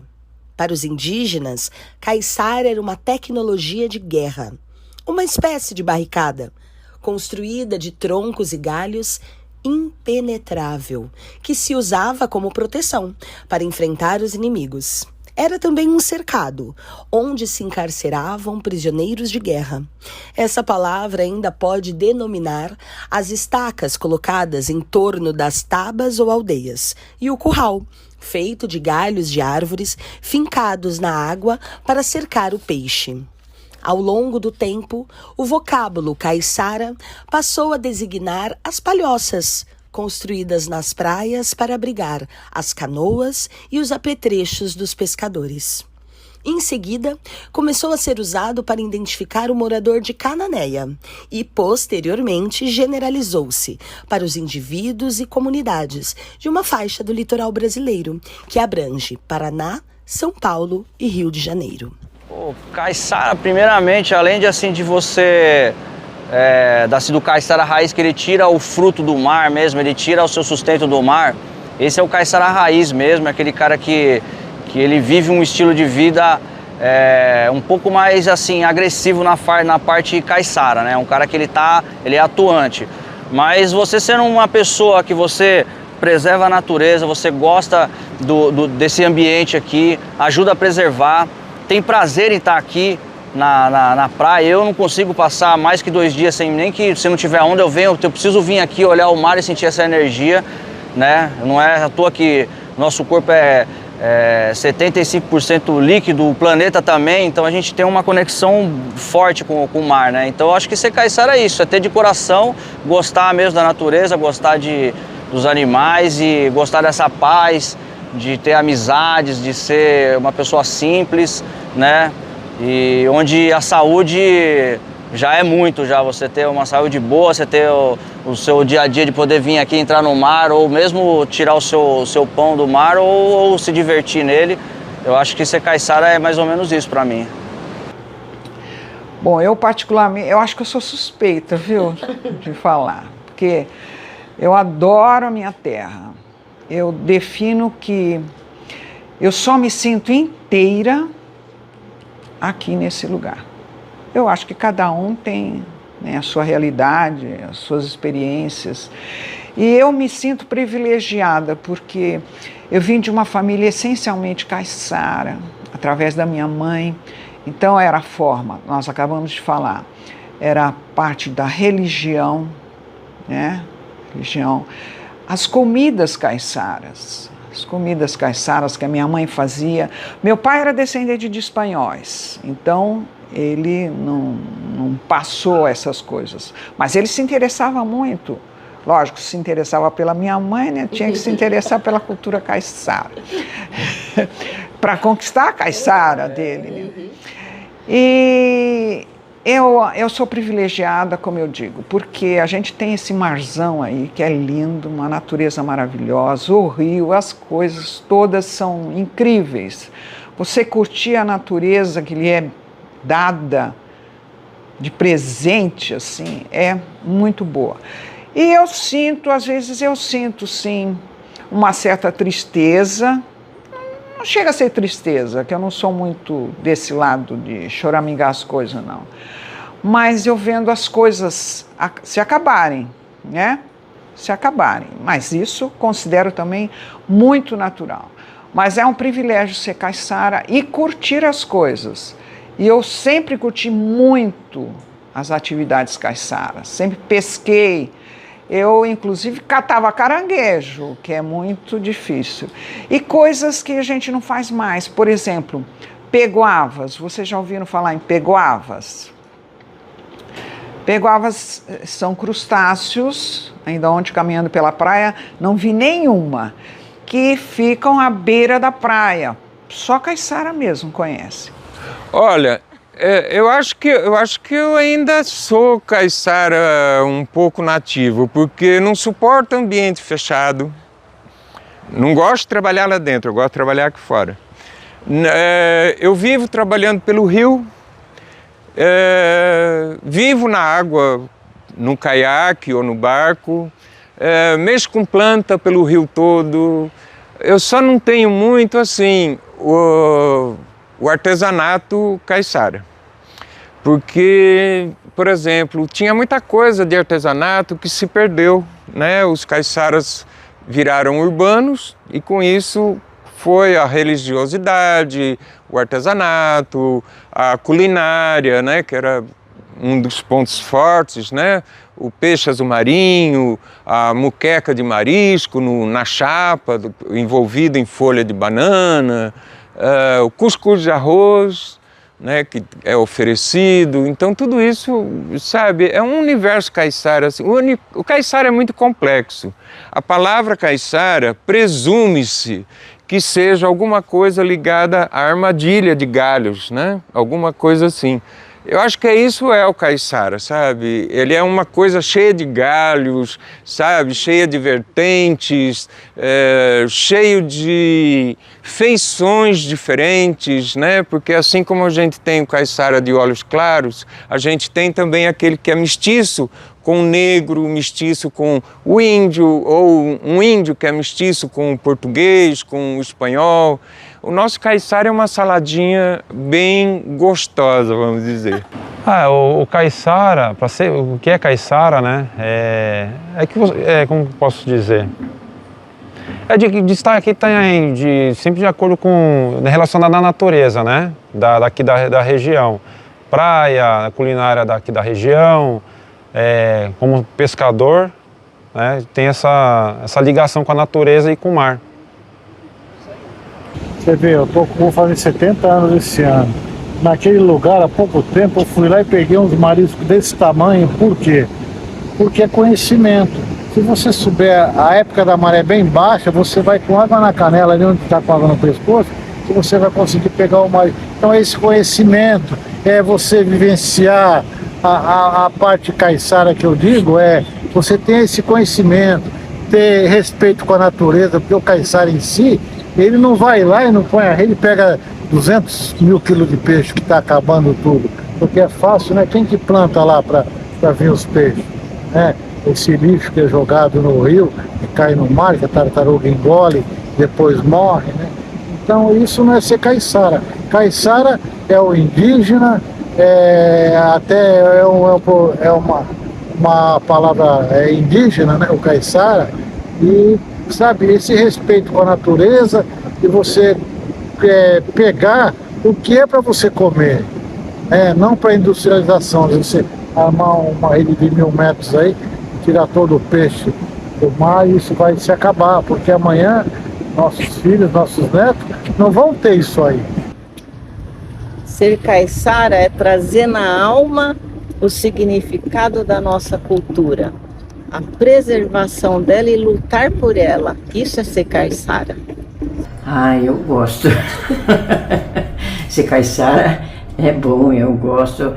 E a gente antigamente chamava que era tabacudo, né? Que tem aí. E eu sou muito feliz de ser caiçara. O que eu vejo muito é as pessoas virem para cá, eu tenho que falar de Itanhaém, que eu moro aqui, né?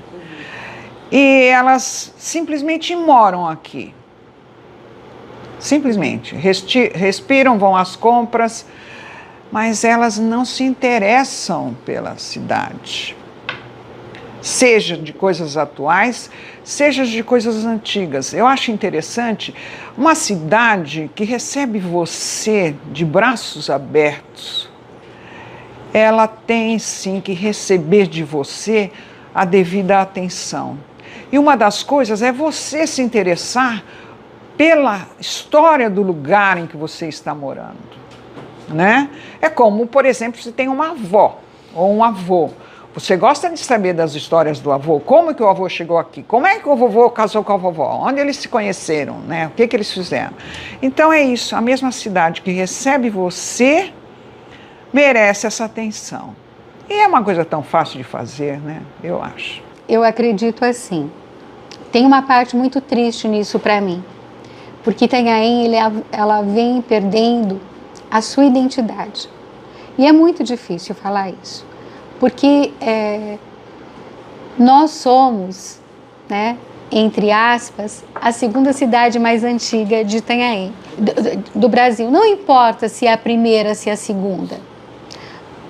Né? Mas todo o estilo do convento, da igreja matriz, as casas coloniais com as suas portas altas e estreitas, as suas janelas dando para a rua, todo o patrimônio histórico que nós temos, todo, está se perdendo, está se perdendo. E o que é memória? Memória não é lembrança. Lembrança, ela se apaga, ela desbota, ela vai perdendo seus traços, né? Com o passar do tempo. Memória é registro. Então é registro de fala, como vocês estão fazendo. Ai, palma para vocês, muitas palmas. Então, nas escolas Guarani, a gente ensina nossas crianças como é o modo de viver dos Guarani. Agora, quando na cidade, que é a escola que não é indígena, ela é escrita por não indígena, que é contada a história totalmente diferente, né? Agora, se tivesse oportunidade de professores indígenas pudessem escrever nossas próprias histórias e repassar para os alunos de não indígenas, seria uma conquista para nós, né? Lembro de tudo. Eu até choro. Eu choro que me acabo. Eu tenho saudades daquele tempo. Muitas saudades eu tenho.